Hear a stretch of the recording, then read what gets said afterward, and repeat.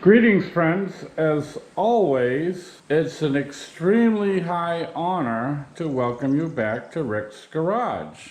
However, today is gonna be an issue of Rick's Farm and Garden. What I've got in the shop here is a Wright zero-turn mower. It's a monstrous machine. It's probably the top of the line. It's the ZXT model. It's got a 40 horsepower fuel-injected motor. It belongs to my next door neighbor. He purchased it used a few weeks ago. This machine new goes for more than $30,000. I can't imagine anybody paying that much money for a lawnmower, but he bought it used, so we got it quite a bit less than that. He's been using it for a couple of weeks and he's run into a problem. The thing won't move, it just stopped. So if you're familiar with my channel, I work on a lot of these machines in the neighborhood here, mainly because the local power stores, it takes weeks to get them to work on it, and then you have the problem of trying to transport it. Now this machine here, you'd probably have to call a ramp truck to get it to them. So I've got it supported with my lift stands. I purchased them from My Lift Stands Incorporated. My little tractor lift was no way going to lift this monster. I just used these lift stands in my last video to support the Nissan that I installed a catalytic converter on. I'll link something at the end of this video to these lift stands if you're interested. It's not My Lift Stands Incorporated anymore. The gentleman that invented them could not keep up with demand. Took me 3 months to get mine. So he's partnered with another company, and I'll leave a link to that at the end. Now I just want you to know that I'm not affiliated with them. I'm getting no promotional fees from them. I paid for these with my own money like you would have to. Matter of fact, all the things that I've reviewed on my channel I've paid with my own money so I can give you a fair and honest review. To date I have not accepted any promotions. So we have a couple of clues to what's going on here. When he moved the machine to bring it over here, I'll show you what he found underneath it. Here's what he brought over with the machine. This broken bolt and this spring. I believe these two parts have something to do with the drive pulleys. Those are located underneath the motor. There's an access panel that we're going to go ahead and try to remove and see if we can figure out what's going on here. So I believe I can undo these bolts, one on this side and one on that side, and gain access to the drive belt. Oh, that's really tight.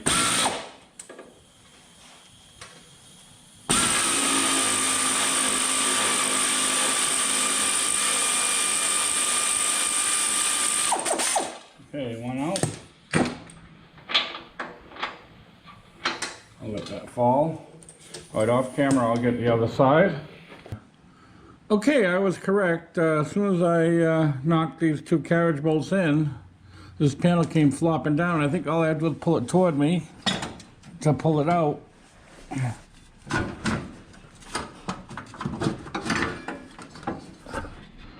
Almost. Oh, I see what the trouble is here. Look, there's a pulley flopping loose inside the panel. So no wonder it wouldn't drive. Alright, we got the panel out. So friends, this is what I found when I pulled that access panel underneath the motor. I found the other end to this broken bolt. This does not look like the bolt that it calls for. This is an ordinary bolt from a hardware store, probably a grade 5, that's probably why it snapped.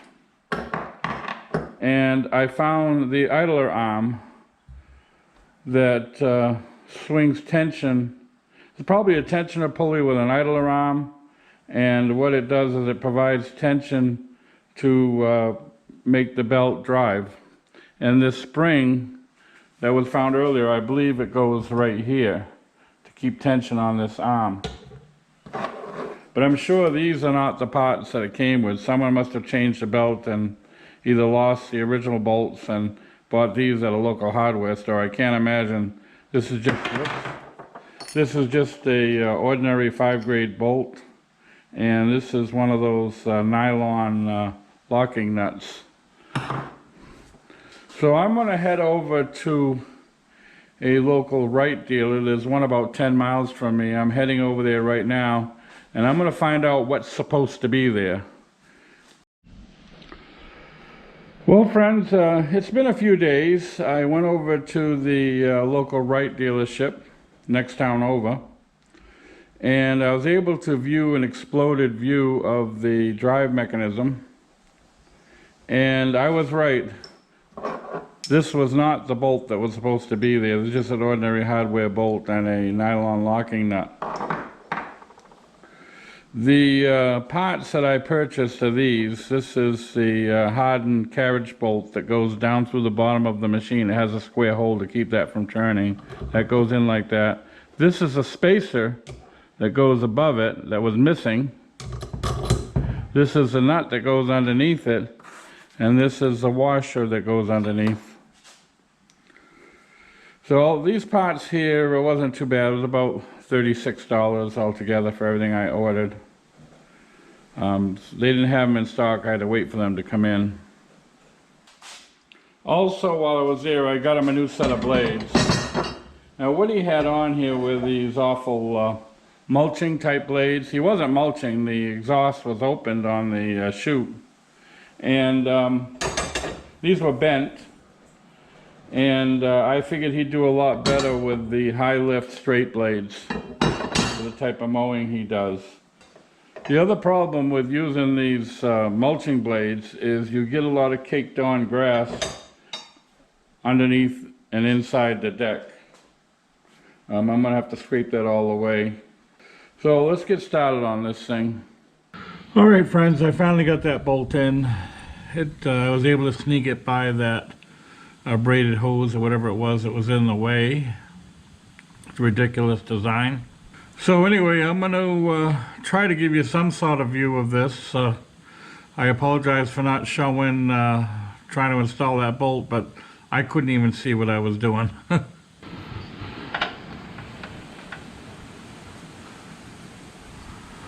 All that struggle I had to get that in position. Now I've got to move it because I need to push it back up so I can get the idler arm started.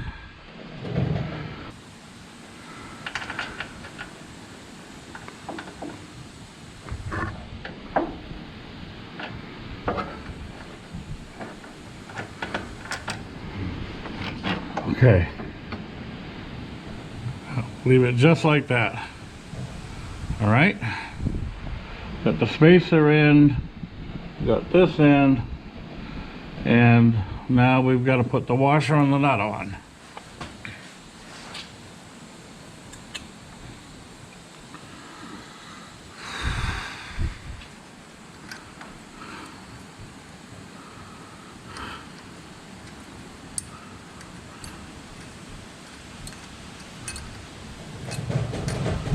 Okay. Now we got to try to drag that down so it locks in.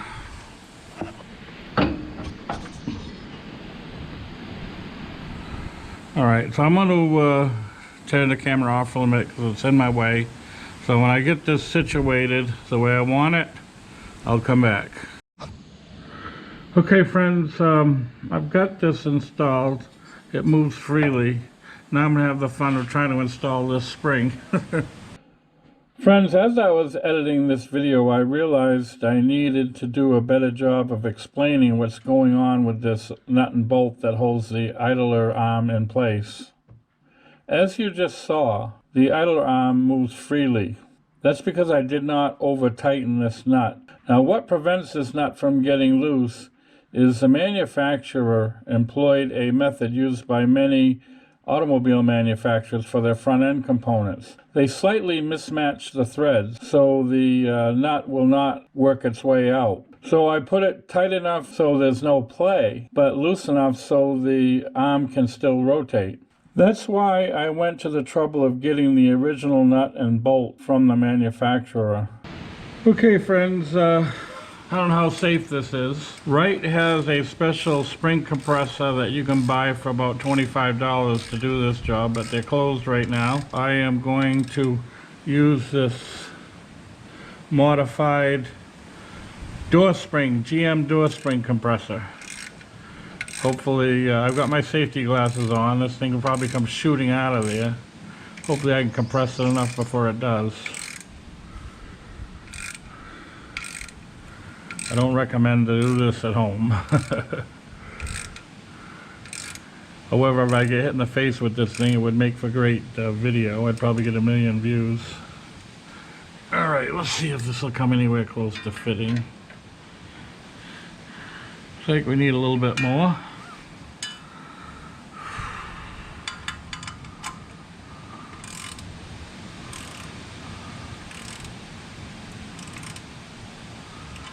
Try it again. Ooh, I've almost got it. If I can get a little bit more out of it.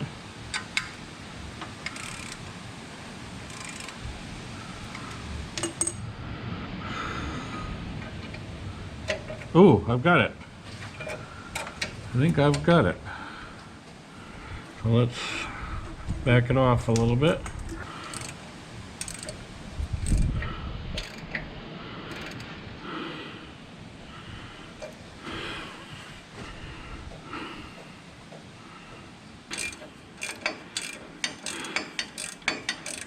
Alright, good. I didn't know how I was going to get that on. I remember they had this little door spring compressor for GM automobiles.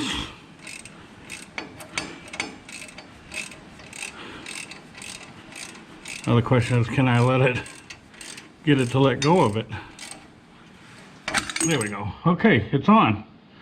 Great. So I wouldn't recommend this at home, but it did work. Good. Okay. Now, friends, what's happened here is while I was working on this pulley over here, this fell down. So it looks like bolt that holds it in place is off. So I think I can get one from the hardware store. I don't think it's a problem. I don't think I need a special bolt for this. So I'm going to find out what size it is and we run up to the hardware store and get one. So hopefully I can get a grade 8. Okay, friends, I'm going to try to reinstall this pulley that fell down yesterday. It's keyed, and it's turning in such a way that I really can't see what I'm doing.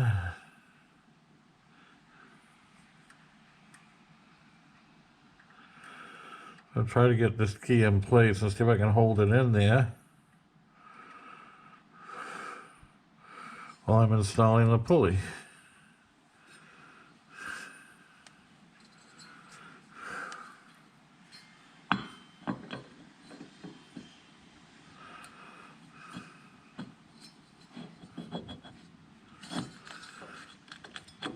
And that worked out pretty well. Now the trouble is,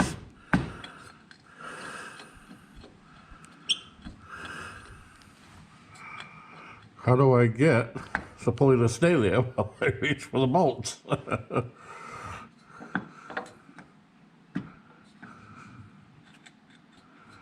Okay. Oh, the bolts are right here. Okay, good.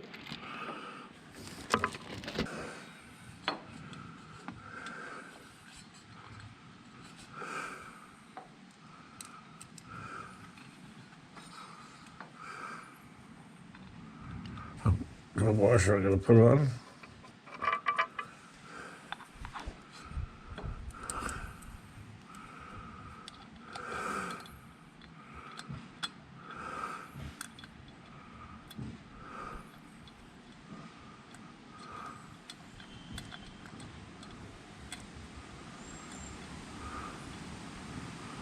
All right, gotta get a wrench to tighten that.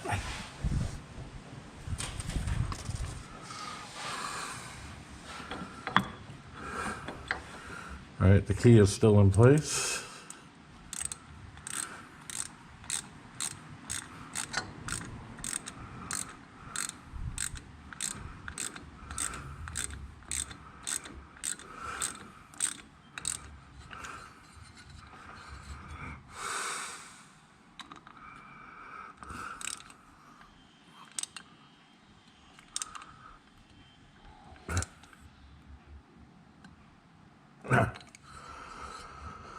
Okay, hopefully that'll stay.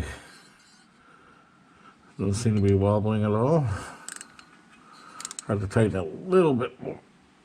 There we go. I don't dare put it more tight than that. I don't want to snap it off. We'll be ready to install the belt. I apologize for the handheld camera, but I just wanted to show you that the manufacturer had provided a belt diagram. This is located behind the seat here. Okay, friends, I hope you can see this okay. The first thing we're going to do is put it around the power takeoff pulley. There we go. Then I'm going to try to put it around these two drive pulleys here. Put it around this one. And put it up and around that one.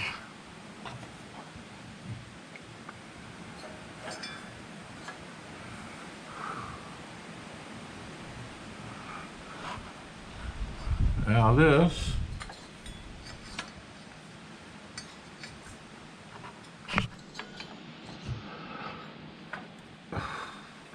will go around this pulley here. I'm going to go get some sort of tool to compress this spring and the idler.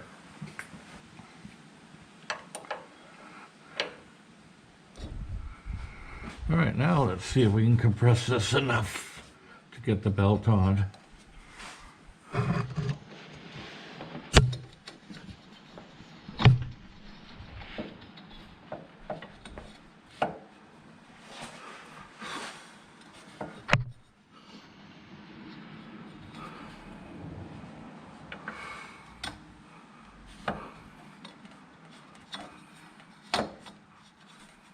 Yeah, looks like we got it. Okay. Friends, this video is getting a little longer than I expected, so I'm going to go ahead and install this access cover off camera. You don't need to see that, just put it back on exactly the same way you saw me take it off. Okay, friends, next I'm going to attempt to install the blades. Before I do, I got to clean out some of this buildup under here, all this grass. This happens anyway, but he was using mulching blades. If you're using a mulching blade and the grass is a little bit wet, this is what happens. So I'm going to try to clean some of this moldy old dead grass out of this undercarriage here.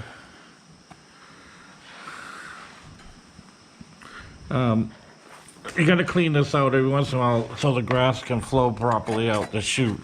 I'm not putting mulching blades back on, I'm putting regular high lift blades back on. So it'll throw this stuff out instead of caking it all up all over the place.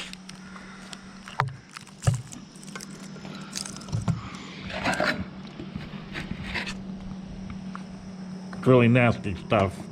Probably should be wearing a mask doing this. But look at how badly that was caked on.